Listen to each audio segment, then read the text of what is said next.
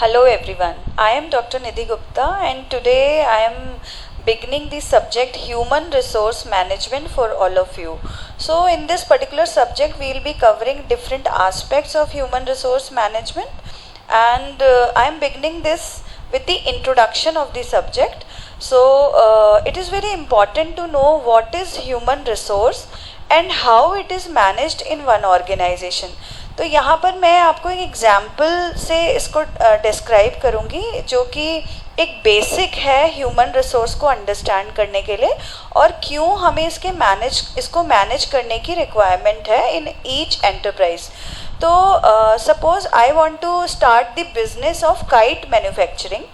तो kite manufacturing के लिए मेरे पास दो ऑप्शन है, या तो मैं खुद रॉ मटेरियल परचेज करूं कहीं से और काइट्स जो है वो मैन्युफैक्चर कर पाऊं, या रॉ मटेरियल जो मुझे चाहिए काइट को मैन्युफैक्चर करने के लिए वो भी खुद ही हम जो है प्रोड्यूस करें. तो क्या रॉ मटेरियल है जो एक काइट के लिए चाहिए होगा? हमें पेपर्स चाहिए होंगे, कलर्ड पेपर्स, हमें scissors, tape, packing material and इसके अलावा मुझे यार्न चाहिए होगा, कुछ वुडन डॉवल्स चाहिए होंगे, तो और रिबन्स चाहिए होंगे to decorate the kite.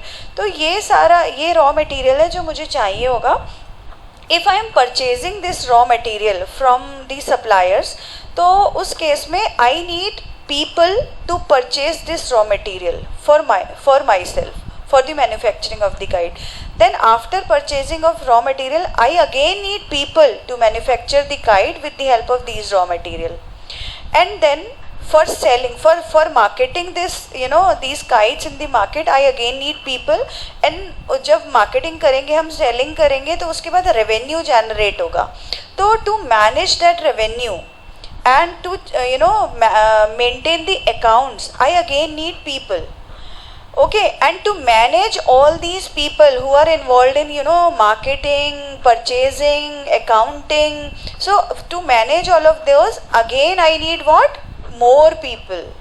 So यहाँ पर क्या हो रहा है कि किसी भी एक पर्टिकुलर बिजनेस को शुरू करने के लिए मुझे बहुत सारे लोगों की ज़रूरत पड़ रही है जो कि मेरे लिए एक पर्टिकुलर बिजनेस को रन करेंगे और अपने एफर्ट्स को कंट्रीब्यूट करेंगे. तो ये जो इंडिविजुअल्स हैं जो काम कर रहे हैं, इनको हम ह्यूमन रिसोर्स कहते हैं. और जो ये सब्जेक्ट हम पढ़ेंगे, इसमें हम पढ़ेंगे कि किस किस एस्पेक्ट पे किस किस तरह से हम ह्यूमन रिसोर्स को मैनेज करते हैं. So let's begin this.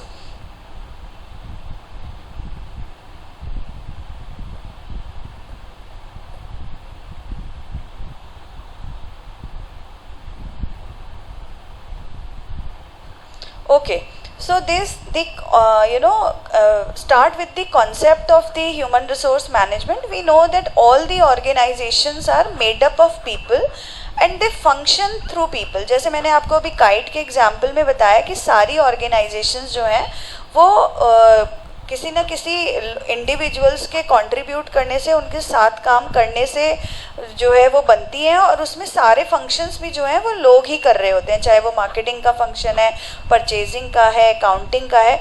और इन सारे लोगों के जितने भी एफर्ट्स हैं वो सब यूनाइटेड होने चाहिए. बिकॉज अगर एफर्ट्स एक दूसरे के साथ कोऑर्डिनेटेड नहीं है, यूनाइटेड नहीं है, तो जो हमारा ऑर्गेनाइजेशनल गोल है, maybe the profit maximization, maybe creating a good brand image in the market, तो वो हम achieve नहीं कर पाएंगे. So people are the most significant resource of any organization. हमें पता है कि without human being no organization can work. तो यहाँ पर जैसे अगर आप फैक्टर्स ऑफ प्रोडक्शन देखें तो men, मटेरियल, मशीन, मनी, ये सब चीज़ें जो हमें चाहिए किसी भी ऑर्गेनाइजेशन को ऑपरेशनल बनाने के लिए. अब इसमें मेन जो है, जो यहाँ पे हम बात कर रहे हैं ह्यूमन रिसोर्स की, ये सबसे क्रूशियल एलिमेंट है, सबसे क्रूशियल और क्रिटिकल रिसोर्स है. ऐसा क्यों है? ऐसा इसलिए है कि each individual, each human, it is heterogeneous in nature, plus human is always dynamic and it behaves differently from each other. तो ऐसा क्यों होता है कि हर ह्यूमन बीइंग एक दूसरे से डिफरेंट बिहेव कर सकता है in different situation and even in same situation. तो ऐसा क्यों होता है? Because the personality of each individual is different, the skill set, the ability, the perceiving capacity is again different from each other. So human being इसीलिए इन attributes की वजह से सबसे इम्पॉर्टेंट फैक्टर कहा जाता है किसी भी ऑर्गेनाइजेशन के लिए. Now we will be discussing the nature of human resource management. यहाँ पे मैंने 5 पॉइंट्स लिखे हैं और obviously these all 5 will be describing the nature of this human resource management. सबसे पहला हमने बताया यहाँ पे concern with human element. Yes, क्योंकि आप इसमें जब आप ह्यूमन रिसोर्स को मैनेज कर रहे हो तो डेफिनेटली आप उनकी वेलफेयर के बारे में, उनको फैसिलिटीज़ देने के बारे में, उनके कॉम्पनसेशन के बारे में, तो आप और उनका जितनी भी एक्टिविटीज़ में वो इन्वॉल्व है तो वहाँ पर उनको वो सारी एक्टिविटीज़ में वो ईजीली उनको परफॉर्म कर पाए. तो ये एक ह्यूमन एस्पेक्ट है जो हमेशा इन्वॉल्व रहेगा. Then wide range of activities.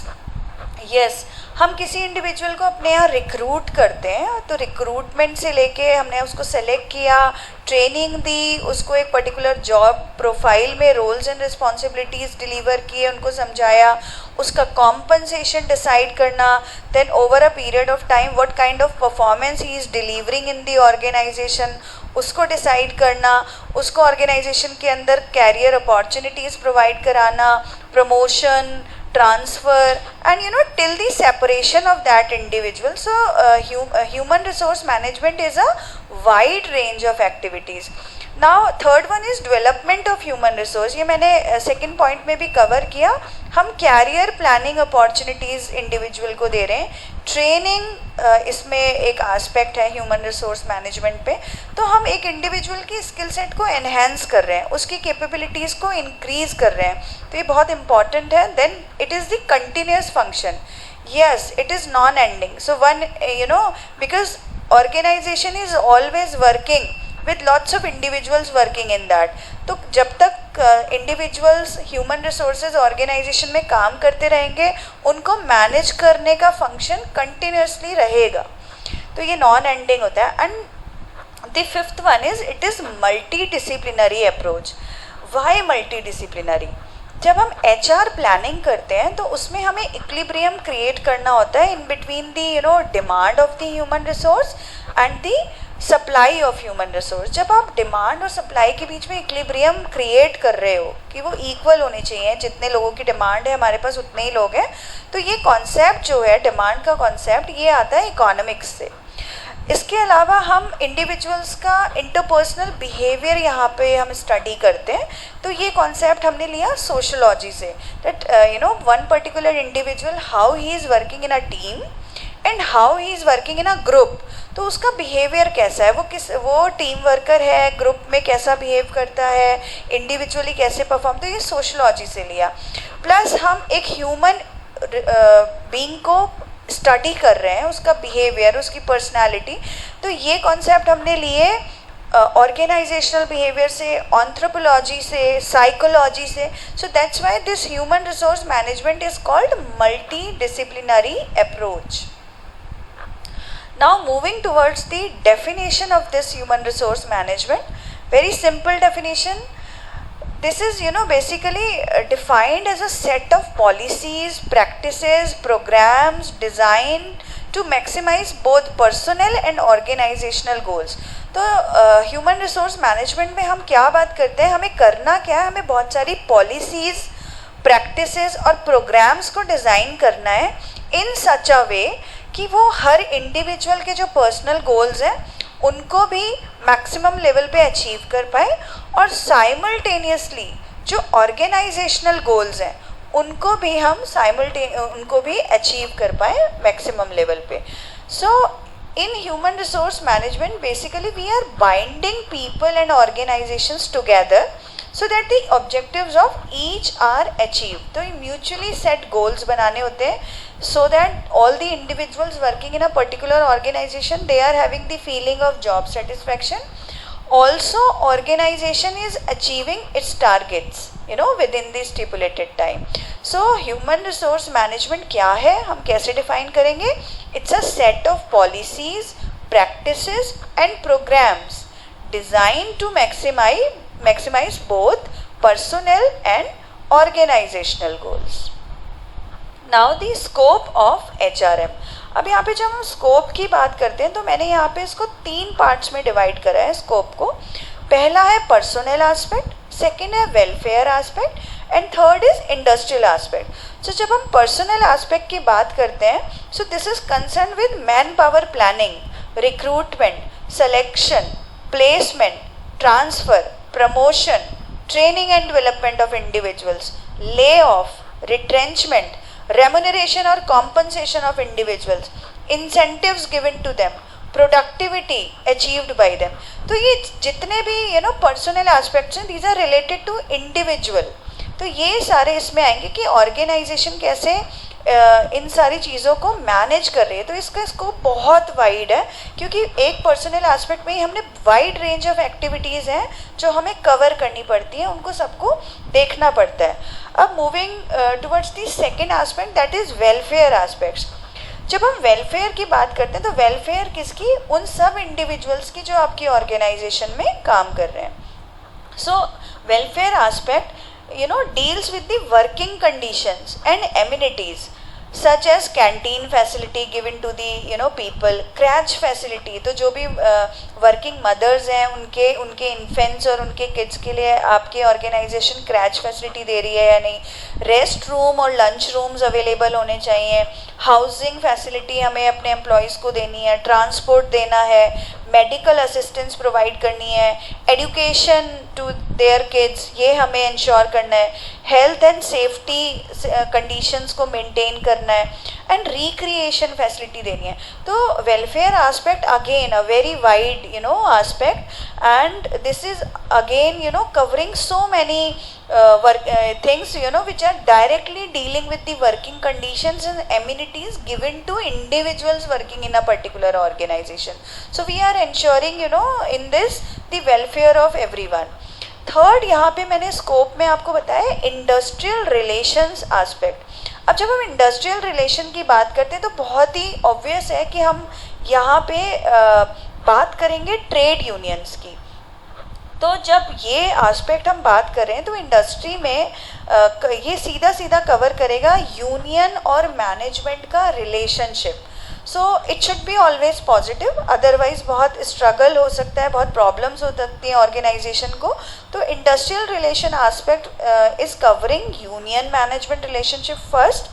Second is collective bargaining, like जो यूनियन की कंडीशंस है which is ensuring the welfare of its workers, and the conditions of organisation which is ensuring the fulfilment of its goals and objectives. तो ये दोनों mutually हमें agree करना होगा, mutually उनको सेट करना होगा. देन ग्रीवांस, अगर कोई जितनी भी एम्प्लॉय ग्रीवांसेस एक ऑर्गेनाइजेशन में आती है, how we are redressing them, how we are handling them, उसको कैसे हैंडल कर रहे हैं. And then the disciplinary procedure to handle any kind of dispute, conflict, कोई कहीं कुछ भी ऐसा डिस्प्यूट क्रिएट हो गया तो हम उसे कैसे सेटल कर रहे हैं. तो इंडस्ट्रियल रिलेशन एस्पेक्ट में हम ये सारी चीज़ें कवर करते हैं. तो that's why we can say the scope of HRM is very very wide. Okay, so now moving towards the very important concept of human resource management. In this we'll be discussing the objectives. So why one, or what is the purpose of having this human resource management concept in the organization? What is the purpose of managing those human resources? हम ऐसा भी कर सकते हैं कि भाई human resources हैं so they can easily manage themselves, तो कोई need नहीं है. बट नहीं, इसके पीछे बहुत सारे objectives हैं कि हर organization प्रॉपरली सारे डिफरेंट एस्पेक्ट्स को, जो कि बहुत वाइड है, उन पे अपने ऑब्जेक्टिव सेट करते हैं कि हम जितने भी इंडिविजुअल्स ऑर्गेनाइजेशन में हैं उनको हमारा क्या पर्पस है, क्या ऑब्जेक्टिव्स हैं उनको मैनेज करने के लिए. तो हम इस पे आगे बात करते हैं. सबसे पहले मैं यहाँ पे आपको बताऊंगी कि प्राइमरी ऑब्जेक्टिव क्या है ह्यूमन रिसोर्स मैनेजमेंट का, जो कि मेन ऑब्जेक्टिव है. सबसे मेन ऑब्जेक्टिव है हमारा availability of right people for the right job. ये सबसे इम्पॉर्टेंट है कि हमने किसी भी पर्सन को as per his skills, as per his talent, as per his capability, ability, and as per his choice, हमने उसको एक करेक्ट जॉब में प्लेस किया है. तो जब ऐसा हो जाएगा तो ऑटोमेटिकली जितने भी ऑर्गेनाइजेशनल गोल्स होंगे वो इफ़ेक्टिवली अचीव हो जाएंगे। क्यों होगा ऐसा? क्योंकि जब एक पर्सन अपनी चॉइस के हिसाब से काम कर रहा है तो डेफिनेटली वो सेटिस्फाइड होगा, मोटिवेटेड होगा एंड अपना मैक्सिमम आउटपुट जो है वो प्रोड्यूस करेगा। सो ये एक प्राइमरी ऑब्जेक्टिव है ह्यूमन रिसोर्स का, एंड इसके बेस पे, इस ऑब्जेक्टिव के बेस पे हमने बहुत सारे सब ऑब्जेक्टिव्स जो हैं वो आगे फॉर्मुलेट किए। तो मैं आपसे वन बाय वन वो सारे सब objectives which are further divided, तो हम वो डिस्कस करेंगे। So first objective is to help the organisation to attain its goals effectively and efficiently by providing competent and motivated employees। पहला जो ऑब्जेक्टिव है ह्यूमन रिसोर्स मैनेजमेंट का वो है कि हम ऑर्गेनाइजेशन को कॉम्पिटेंट और मोटिवेटेड एम्प्लॉयज़ प्रोवाइड कर पाएँ। अगर हम ऐसा सक्सेसफुली कर पाए तो ऑटोमेटिकली जो गोल्स ऑफ द ऑर्गेनाइजेशन है वो इफ़ेक्टिवली और एफिशिएंटली अचीव हो जाएंगे, अटेन हो जाएंगे, because these people can give the maximum output in the field they are placed. Second है to utilize the available human resource effectively. अब जितना भी ह्यूमन रिसोर्स ऑर्गेनाइजेशन में अवेलेबल है उससे मैक्सिमम आउटपुट लेना एक बहुत कई बार चैलेंजिंग होता है। हमें लोगों को मोटिवेटेड रखना है, हमें लोगों को उनकी स्किल सेट को कंटिन्यूसली एनहेंस करना है, उन्हें बोर्डम से प्रिवेंट करना है। तो ये सारी चीज़ें, उनको जॉब सेटिस्फेक्शन की फीलिंग देनी है। तो और जितने भी लोग अवेलेबल हैं उन्हीं में हमें अपने जो ऑर्गेनाइजेशनल गोल्स हैं, जो हमारे टारगेट्स हैं, विद इन टाइमलाइंस हमें वो अचीव भी करने हैं। तो ये हम इसके लिए क्या करते हैं, ह्यूमन रिसोर्स मैनेजमेंट में हम क्या करते हैं इसके लिए, HR प्लानिंग। तो हम प्लानिंग करते हैं, प्रॉपर प्लानिंग से जो अवेलेबल ह्यूमन रिसोर्स है उनको हम इफेक्टिवली यूटिलाइज करते हैं। This is one of the objective. Then third is to increase to the fullest the employees job satisfaction and self actualisation. Yes, very important. आपने Maslow need hierarchy पढ़ी है, उस need hierarchy में हमें different needs individual की हमारे पास defined है कि बेसिक नीड से लेके सेल्फ एक्चुअलाइजेशन तक वो जाता है, सेल्फ एस्टीम, सेल्फ एक्चुअलाइजेशन। तो हमें अपनी ऑर्गेनाइजेशन में ऐसा एनवायरनमेंट क्रिएट करना है कि एम्प्लॉय का जॉब सेटिस्फेक्शन लेवल भी मैक्सिमम रहे और he will be able to achieve this self actualization also in his life. So वहाँ उस अगर हम ऐसा एनवायरनमेंट, इतना कंजीनियल, इतना कॉर्डियल एनवायरनमेंट लोगों को प्रोवाइड करा पाते हैं तो ऑटोमेटिकली हमारे टारगेट्स फुलफिल हो जाएंगे and people will be retain in our organisation for long. Next is to develop and maintain the quality of work life which makes employment in the organization a desirable personal and social situation। आजकल सब लोग बात कर रहे हैं quality of work life की, कि balance नहीं है, हमारी जो वर्क लाइफ है वो जो है उसमें प्रॉब्लम रहती है। तो वहाँ पर क्या होता है कि क्यों ऐसा हो रहा है, कई बार बर्नआउट्स हो रहे होते हैं, तो हमें उन चीज़ों को मैनेज करना है। तो ऑर्गेनाइजेशन में ऐसी सिचुएशन हमें मेंटेन करनी है, डेवलप करनी है कि हमारे QWL जो है वो मेंटेन रहे। Plus to help maintain ethical policies and behaviour inside and outside the organisation. HR policies इस तरीके से हमें डिफ़ाइन करनी है, कॉम्पनसेशन मैनेजमेंट हमें इस तरह से डिफ़ाइन करना है कि हमारा जो ऑर्गेनाइजेशन में जितना भी हमारी पॉलिसीज़ हैं वो सब एथिकल हो, जो बिहेवियर ऑफ इंडिविजुअल्स है inside and outside the organisation वो भी एथिकल हो, हम लीगल फ्रेमवर्क को फॉलो करते हो हमेशा। देन लॉन्ग रन में हम स्टे कर पाएंगे, हमारी ऑर्गेनाइजेशन सस्टेन कर पाएगी इंडस्ट्री में। इसके अलावा नेक्स्ट है to establish and maintain cordial relations between employees and management. तो ये बहुत इंपॉर्टेंट है। एम्प्लॉयज़ और मैनेजमेंट, HR डिपार्टमेंट हमेशा एक ब्रिज की तरह काम कर रहा होता है दो लोगों के बीच में। फर्स्ट है एम्प्लॉय एंड दूसरा है हमारा टॉप मैनेजमेंट, जो भी ओनर्स हैं, एंटरप्रेन्योर्स हैं। तो दोनों के बीच में कॉर्डियल रिलेशंस को हमें इस्टेब्लिश और मेंटेन करना है। ये कब होगा, जब एम्प्लॉयज़ सेटिस्फाई होंगे पॉलिसीज़ से ऑर्गेनाइजेशन की और मैनेजमेंट सेटिस्फाई होगा एम्प्लॉयज़ के कॉन्ट्रीब्यूशन से। तो ये दोनों चीज़ें HR डिपार्टमेंट को इस तरह की पॉलिसीज़ फॉर्मुलेट करनी है कि ऐसा वो ये अचीव कर पाएँ cordial relationship in between these two. Then seventh sub objective is to reconcile individual group goals with organisational goals. तो जितने भी हमारे इंडिविजुअल गोल्स हैं या ग्रुप गोल्स हैं उनको ऑर्गेनाइजेशनल गोल्स के साथ मैच कराना है so that we can achieve them simultaneously. अगर हमारे इंडिविजुअल और ग्रुप गोल्स जो है वो ऑर्गेनाइजेशनल गोल्स से अलग है तो ऑर्गेनाइजेशनल गोल्स पे हम काम करेंगे तो हमारे इंडिविजुअल गोल्स जो मैंने ऑर्गेनाइजेशन जिस पर्पस से ज्वाइन किया वो मैं अचीव नहीं कर पाऊंगी. या जो एक ग्रुप गोल्स है कि ओके इस पर्टिकुलर टारगेट को अचीव करने के बाद हमारी ग्रुप की इमेज ये होगी या हमारे ग्रुप में इतना, तो अगर वो हमारे ऑर्गेनाइजेशनल गोल से मैच नहीं कर पा रहा है तो कभी भी हम दोनों चीज़ों को जो है वो सक्सेसफुली अचीव नहीं कर पाएंगे. तो ये बहुत इम्पॉर्टेंट है HR डिपार्टमेंट के लिए कि जब आप ह्यूमन रिसोर्सेज को मैनेज कर रहे हैं तो हमें इस तरीके से मैनेज करना है कि हर इंडिविजुअल के जो पर्सनल गोल हैं, हर टीम और ग्रुप के जो ग्रुप और टीम गोल्स हैं वो ऑर्गेनाइजेशनल गोल्स के साथ मैच रहें और साइमल्टेनियसली सारे गोल्स हम अचीव कर पाएँ. So these 7 are the sub objectives under the one primary objective which I have already discussed with you. That was the availability of right person at the right place. तो ये हमारा primary objective है जो मैंने आप सबके साथ discuss किया और उसी ऑब्जेक्टिव को हमने फर्दर डिवाइड किया इन 7 ऑब्जेक्टिव्स में.